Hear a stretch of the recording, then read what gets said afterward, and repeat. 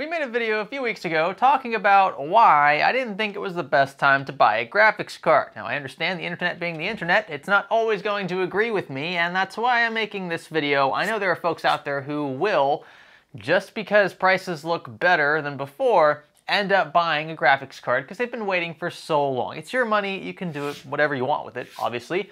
And golly, she's just like shedding everywhere. So what I did, I've got a few goodies here.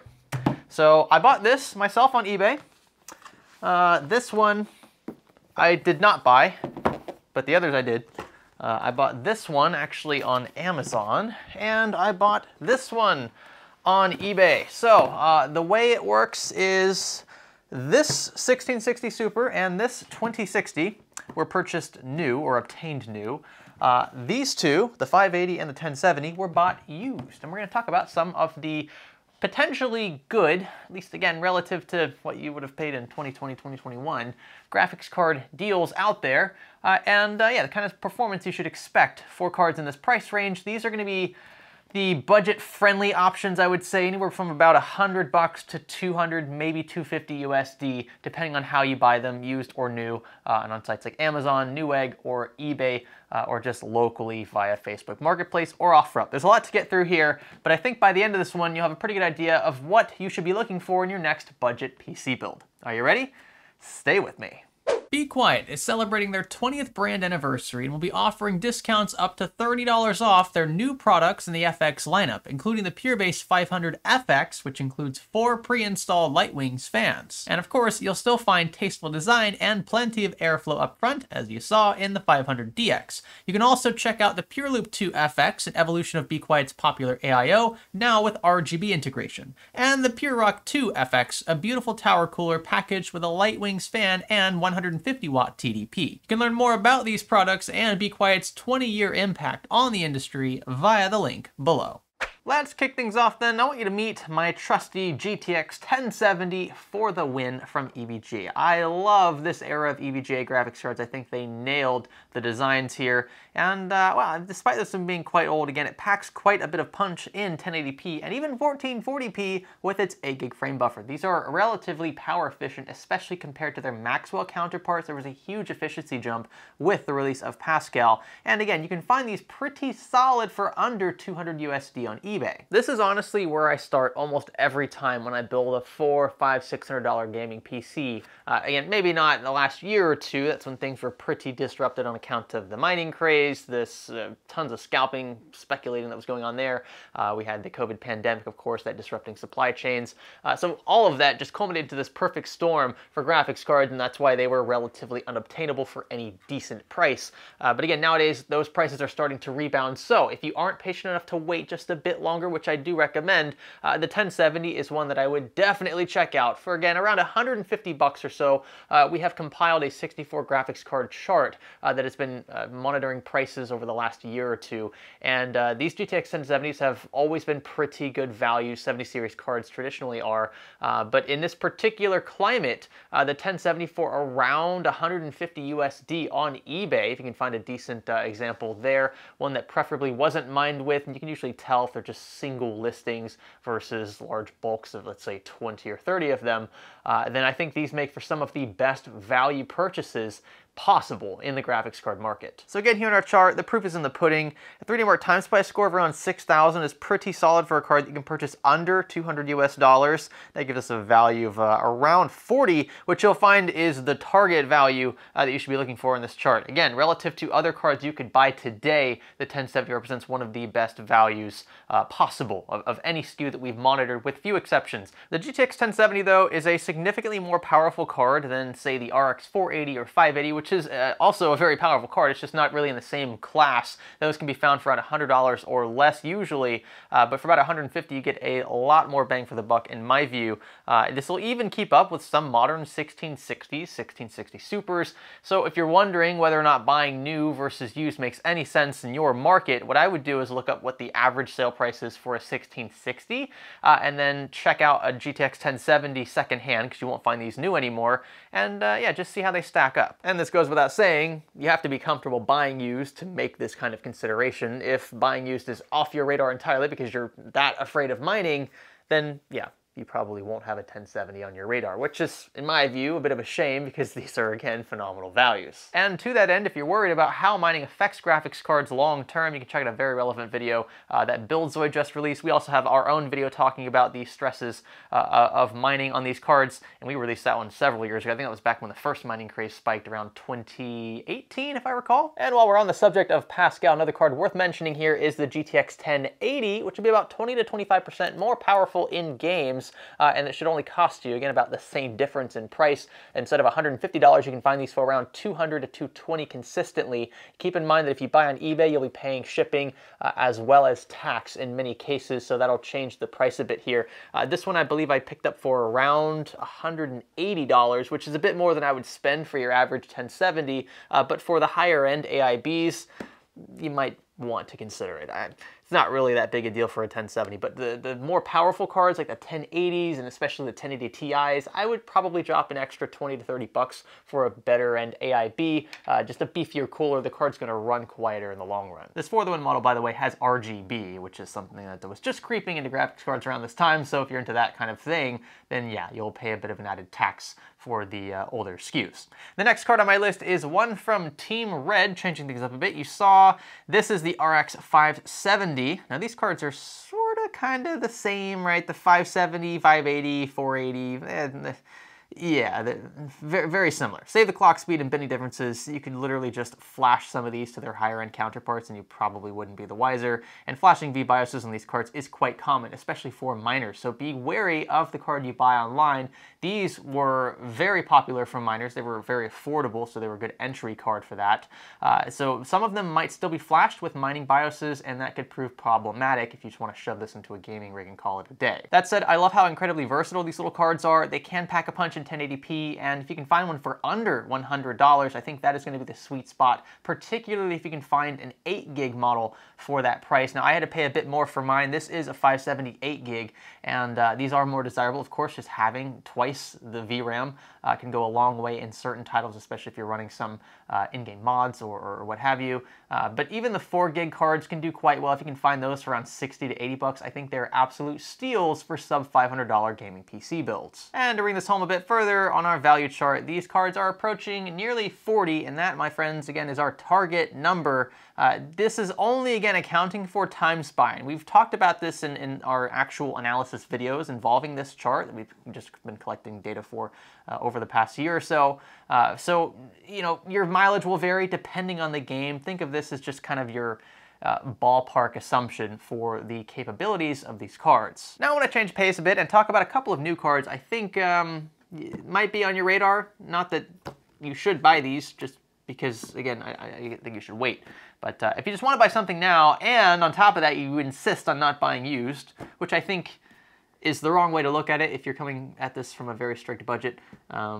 It is what it is. Some folks will be like that. I think the 1660 Super and the RTX 2060, if you can still find these new, there are a few new listings still of these at okay prices. These are two that, yeah, you should at least look at. The 1660 Super, I found, is still marked up over MSRP just slightly in most cases. And again, that's one of the reasons why I've been telling folks to continue waiting, because it doesn't make sense to spend over MSRP when you could just wait a few more months for these cards to inevitably drop further in price. That trend has been it's been ramping up since the turn of 2022. And that's great to see, but there are a lot of impatient folks out there, and they're just going to jump on this because, well, it's a lot better price now than it was a year ago. But anything looks like a great price today with respect to what you could have paid a year ago. So that's not really a fair assessment. And if you ask me, buying new and only considering new cards with, let's say, a $200 budget for a graphics card is, you're kind of chopping yourself off at your knees, because imagine going to, let's say, a new car dealership and only having 15 grand to spend, right? And financing isn't an option. That 15 grand might get you a new car, but it's not going to be, it's not going to be a fully loaded one. If it is, it's going to be a little tiny thing that just isn't all that practical. So, you know, it's possible to find cards in that price range. Just not going to be the best values. You're not going to be the most satisfied with them with respect to what you could have gotten used. The warranty, again, is one of those things that you're either going to want it and insist on it or not. I tend to have pretty decent luck buying used cards when I do, even ones I suspect are mined with. I've actually intentionally bought mined cards before, and they are still running in systems to this day without issue, as far as I'm aware. They've just been put in builds we've given away or I don't know, sold for break even. We don't really sell PCs anymore, but I used to sell them when I was in college, and so yeah, you know, the whole idea that you know, buying new is just the peace of mind solution. Yeah, it might be peace of mind in one sense of the word, but you'll still know deep down that you paid a little more than you probably could have. And so that's something you'll just have to deal with if new is the only thing on your radar. Budget builds should almost always consider used. And if you're doing this to flip systems, I think it makes way more sense to buy used, because you just, you know, putting together a system or calling it a used build and selling it to someone else, and it doesn't matter if the graphics card's used as well, because it's a used build to begin with, right? Maybe you've got secondhand parts throwing in there. If you're building exclusively new, then you should very clearly disclose that the graphics card is not new. But that said, I don't think it's going to deter you from a sale, and it'll definitely help your margins out a bit. And those are probably pretty tight to begin with, and they will continue to tighten, I expect, with the way that the economy is headed. So let's talk about the 1660 first. Remember, this is going to be a very similar performer to the GTX 1070, which we just talked about. It's a pretty efficient card. You can find these in very small form factors, so they'll fit in very tiny cases, so that's a plus, and they don't run super hot as a result. Again, we're starting to see 1660s and Supers and TIs approach MSRP. They're not quite there yet as of time of filming. That might have changed by the time we publish this, so keep a lookout there. But my recommendation is still to jump to eBay. You can find these for under $200 all day, and these trading blows with 1070s means that you could have just a better all-around proposition in this kind of card, because it's newer, it uses a newer process, it probably has a bit longer lifespan in it as well. And just like the 1070s, these are also undeniably stronger than RX 580s, which are in a different price category. So either you're willing to spend up to $100 on a graphics card, or you're willing to spend up to $200, at which point you're going to be looking at more than likely 1070s versus 1660s. In the RX 580 category, though, there is one other card you might be thinking about, that being a Pascal 1060, which is still a pretty popular card according to Steam hardware surveys, recent ones I should say. So you know, if you can find a 1060 6 gig, which is the only SKU I'd recommend, the 6 gig there. I think they have a 5 gig as well, which came out a bit later. But the 6 gig is one of the OGs, and that should be a decent frame buffer for 1080p gameplay. That card for around $100 or so should be okay. Look for under 100 for a sweet steal in this market. Now on AMD side of things, because I want to be fair to both parties here, I think that there's probably a bit better value, to be fair, in the AMD stuff. It's just that NVIDIA cards tend to be a bit more popular. It's just what it is. Whether you're for Team Red or Team Green, objectively speaking, at least according to Steam, NVIDIA cards are just, they're used by more people. So that's what I'm trying to represent here. But I will not ignore cards like the 5600 XT, which used offers some pretty sweet performance. The RX 5500 XT, which I do have, I suppose I could bring that out somewhere in there. That is also probably on your radar if you're looking for around a $100 card, but it doesn't really perform all that much better than an RX 580. And in fact, they're pretty similar in performance. And the RX 580 is usually a bit cheaper. Actually, the 5500 XT new is just an awful value at this point. But if you find one used, please don't spend any more than $100 on it. It's not worth it. But back to the 5600 XT, just to round out Team Red's cards in this price range, I think that's the best value. Actually, I don't think, I know it's the best value based on the data we've gathered in this chart. And you can see that the value approaches 40, which again is that target number here. So very similar value to the 1070 and to the 1660 Super at the right price. Yeah, that's kind of the goal, is finding one of these at a really good price. The AMD cards, for whatever reason, tend to, I don't want to say depreciate more. I actually think AMD cards probably age a bit better. Their drivers don't tend to leave the older models behind as quickly. That said, I've had pretty good runs with 1070s and even 1660s that have been, you know, secondhand, whatever, for several years. I've used 1070s for several years, and the drivers have actually matured quite well with those cards. So not a huge performance hit there. And now if you start creeping into Maxwell territory, 980 Ti's, I wouldn't spend more than about $150 on some of those. You're going to get a slightly reduced frame buffer. They're going to be slightly better for certain tasks than 1070s just because they have more CUDA cores, but they're less efficient CUDA cores, so there's a trade-off there. I would spend, yeah, no more than 150. And I know that this is like a ton of information all at once. I'm just trying to cover all my bases because there are a lot of cards to consider. That's a good thing from a consumer perspective, but there are also pretty awful prices out there for a lot of these cards, so I want to make sure that you know what you're getting into if you're just not very familiar with this market. And this video, actually making this, has proven to be pretty educational for even myself because I haven't been really keeping up with true value apart from seeing this this chart here, the data we've collected, for a very long time. It's just been so depressing looking at how expensive cards have been in 2021. So it's nice to see things coming down again, and that's why I'm trying to kind of get up to speed with what's good and what's not. Another new option you might be considering is an RTX 3050, which is not what this card is, but this is why I have this here instead. The 3050 is pretty much only being sold new right now. I mean, you might find a few used listings, but I don't expect they'll be marked down too much. Again, they're pretty much the most relevant SKU of the 50 series out there, and the fact that it has ray tracing built in means that you're going to pay a bit of an added tax with respect to something like a 1660 or 1660 Super. That is why I have the RTX 2060 here. I know this is sort of a niche scenario where you insist on only buying new, but you also want ray tracing support, so Turing and RT cores. I had to remind myself for a second what's going on here. But again, it's a generation old, so you're not going to find too many listings for new 2060s out there, but if I can somehow convince you to check out the used market, you can find pretty decent deals on RTX 2060s. And these cards, especially the Founders Edition models, these look so dang good. I love, for whatever reason, I don't know why, I think it just kind of looks better cable management wise, but I love the fact that the 8-pin is on the side of the card, and this beautiful, just kind of like bluish, silver, metallic finish. It just looks so dang good. This is like this is my favorite, I think, NVIDIA card ever, or a card that's been manufactured, designed by NVIDIA, let's say.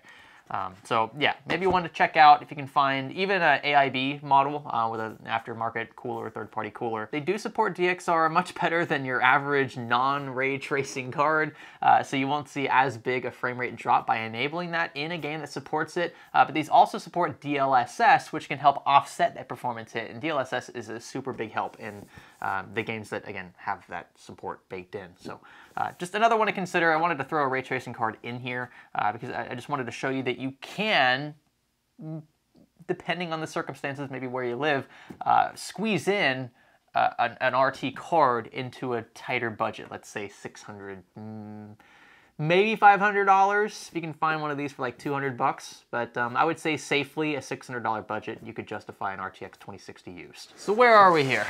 We've got just a lot of cards that I think make a lot of sense with pretty much any modern build out there. You could justify any of these cards, I think, and I know I might get some hate for this. It is what it is. The internet will be the internet. But I really think you could justify any of these SKUs with pretty much any modern Core i3 or Core i5 build. So I know Core i3, that's like, ugh, you know, ugh. But actually modern Core i3s are pretty dang powerful. They can they can deliver a heck of a punch for the price. So that's a separate video, separate topic. But, you know, having, let's say, a 2060 in the same rig as a modern 12th gen Core i3, I wouldn't complain. I wouldn't say that that's super imbalanced today. Same goes for an RX 570, 1660 Super, 1070, or 1080, or 5600 XT on AMD's side again. These are kind of the sweet spot for your low to mid-range builds. And the fact that you can find these at decent prices again, used especially, just that opens the doors to virtually endless possibilities of hardware combinations at really no expense and performance out of the gate. Where you're not going to see a huge CPU bottleneck when you pair an i3 with a 2060 in most games. In most games, they're still going to leverage this graphics card more than anything else, which is great to see. It means that, you know, even more affordable budget entry-level platforms can keep up with hardware that was pretty much middle of the road a few years ago. You can squeeze these into $500 budget builds. Again, I think it's possible, and we'll do some of those builds actually very soon. We'll put together some systems that utilize these very cards you're seeing here. But you can also justify these up to maybe $1,000 rigs. I don't want to leave that point out as well, just because they work in $500 builds doesn't mean that you can't squeeze these into builds that are much more expensive and still justify them. Let's say you want a powerful platform. Maybe you want a Core i7 CPU for editing, or maybe use an editing suite that doesn't leverage the graphics card as much. Then it makes sense still in those cases to pair those platforms with cards like these. You don't need a $500 graphics card in a Core i7 platform all the time. It's not, you know, it's not a requirement, especially if you can justify it from a work or gaming perspective. So these are very versatile. These are kind of like the Goldilocks zones of graphics cards. And that's why, again, like cards like the 1070, I've been preaching for so long. Some folks are like, why are you advocating cards that are 3 generations old? I have no time for 3-generation-old graphics cards. I'm above that. My friends, there are always cases for cards this old. At the right price point, anything is, or can be, a good value. So keep an open mind when shopping. Please at least consider the used market. If you insist on buying today especially, you will regret it. I almost guarantee you will regret buying new at this point, as of what, middle of July 2022, any of these cards, any card from around $100 to $300, $400, they're not worth that used, and you can see that there's still a pretty decent gap to go before we even get back to MSRP again. The only place you can find these cards under MSRP is on eBay for the most part, and that's why I think you should at least consider a used card. Please. That said, I hope you guys enjoyed watching this one, and I hope you're maybe walking away from this with a bit more insight into the inner workings of the cheaper cards that you should be looking at if you're trying to build, let's say, a gaming system for a sibling or a family, just some other family member that maybe doesn't have a lot of money at his or her disposal. You maybe just need something to get by, a cheaper gaming or editing rig for school, college dorm room. You know, I get it. I've been there. College. It was pretty tough. I didn't have a lot of money, and my first gaming PC was, I think, $450, and that was a lot of money for me back then. Golly, $450 on a PC was that was a pretty huge blow. But look what I was able to do with $450. I mean, like, filming that system, being assembled, turned this into what it is. I'm doing this ultimately because I decided to build my first gaming PC and film it and put it up on YouTube. So there's a lot that you can do with a PC. There's a lot that you can grow with the PC from a business perspective. And that's why, you know, if you've been holding out for so long, you just can't take it anymore.